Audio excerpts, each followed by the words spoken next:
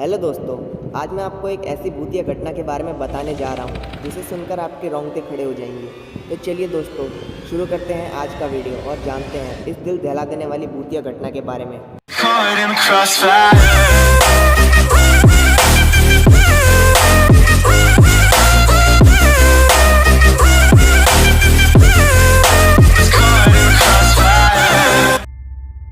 ये कहानी है थाईलैंड के एक छोटे से शहर याला की, जहाँ एक छोटा सा परिवार रहा करता था। नीरन, उनकी पत्नी लामाई और उनका बेटा चेसाई। यूं तो नीरन और लामाई स्कूल के दिनों से ही एक दूसरे को जानते थे और एक दूसरे को पसंद भी किया करते थे, लेकिन शादी हो जाने के कुछ ही सालों बाद उन दोनों के रिश्ते में खासी करवाट आ चुकी थी। वो दोनों अक्सर छोटी छोटी बातों पर झगड़ा किया करते थे और फिर एक समय पर उन्होंने एक दूसरे से तलाक लेने का भी फैसला कर लिया। कुछ साल दोनों ने एक दूसरे से दूर अलग अलग गुजारे, लेकिन इसी बीच लामाई ने अपने अकेलेपन को दूर करने के लिए एक बच्चे को गोद ले लिया, जिसका नाम उसने रखा चेसाई।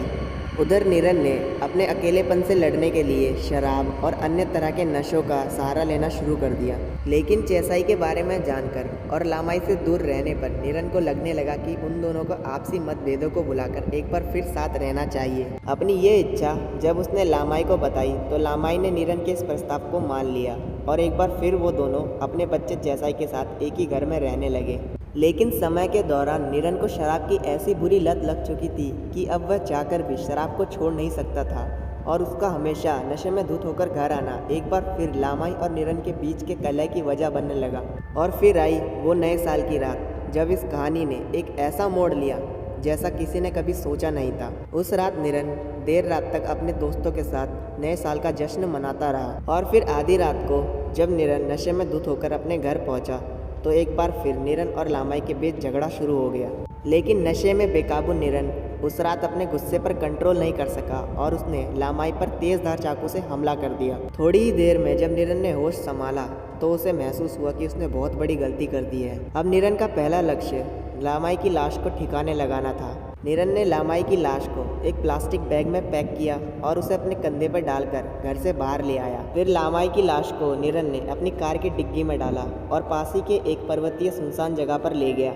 यहाँ नीरन को कीचड़ से भरा एक डंपिंग पिट दिखा जिसमें पास के गांव की गंदगी को डंप किया जाता था। नीरन ने यहीं पर लामाई की लाश को फेंक देने का फैसला किया और उसे कार से निकालकर अपने कंधों पर डालकर वो लड़खड़ाते हुए उस बदबूदार कीचड़ के दलदल तक पहुंच गया और लाश को उसी कीचड़ के दलदल में फेंककर घर वापस लौट आया। घर आकर सभी सबूतों को मिटाने के बाद नीरन नहाने के लिए गया, लेकिन काफी देर नहाने के बावजूद उसे खुद में से काफी बुरी गंध आ रही थी। वहीं दूसरी ओर ये चिंता भी सता रही थी कि अगले दिन जब उसका बेटा चेसाई अपनी माँ के बारे में पूछेगा तो वह क्या जवाब देगा। उसने फैसला किया कि अगर उससे लामाई के बारे में पूछा जाएगा तो वो कह देगा कि लामाई कुछ दिनों के लिए अपने घर चली गई है। लेकिन अगले दिन जब चेसाई उठा तो उसने अपनी माँ लामाई के बारे में कुछ भी नहीं पूछा। नीरन एक तरफ हैरान था कि चेसाई ने अपनी माँ के बारे में कोई भी सवाल नहीं पूछा। वहीं दूसरी ओर ये बात भी बहुत अजीब लग रही थी क्योंकि चेसाई अपनी माँ के काफी करीब था और वह दिन भर अपनी माँ के साथ ही खेला करता था और बातें किया करता था।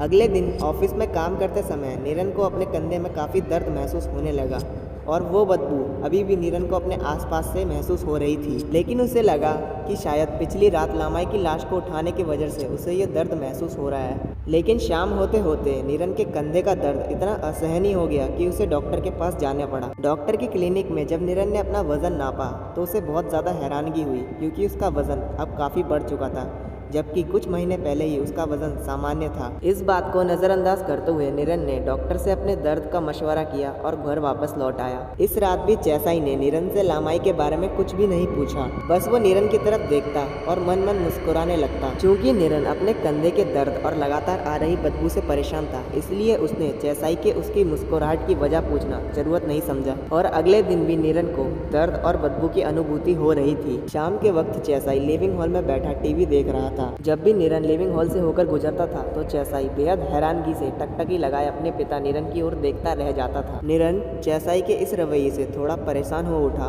और घबराने लगा। उसे लगा कि शायद चेसाई को उसकी मां की मौत और उसके कातिल के बारे में पता लग चुका है। कहीं ये भेद खुल ना जाए, इस डर से नीरन ने चेसाई से बात करने का फैसला किया। वो लिविंग हॉल में चेसाई के पास आकर बैठ गया और चेसाई से पूछा, क्या तुम मुझसे कुछ बात करना चाहते हो? तो चेसाई ने कहा, हाँ। क्या तुम अपनी माँ के बारे में कुछ पूछना चाहते हो? तो चेसाई ने कुछ देर सोचकर कहा, हाँ। क्या तुम जानना चाहते हो कि तुम्हारी माँ कहाँ चली गई है? तो चैसाई ने कहा नहीं। फिर कुछ देर सोचने के बाद चैसाई ने जवाब दिया कि मैं ये जानना चाहता हूँ आखिर माँ का चेहरा यूँ सफ़ेद क्यों पड़ चुका है और उनके कपड़े इतने गंदे क्यों हैं और आप 2 दिनों से माँ को अपने कंधे पर बिठाकर क्यों घूम रहे हो।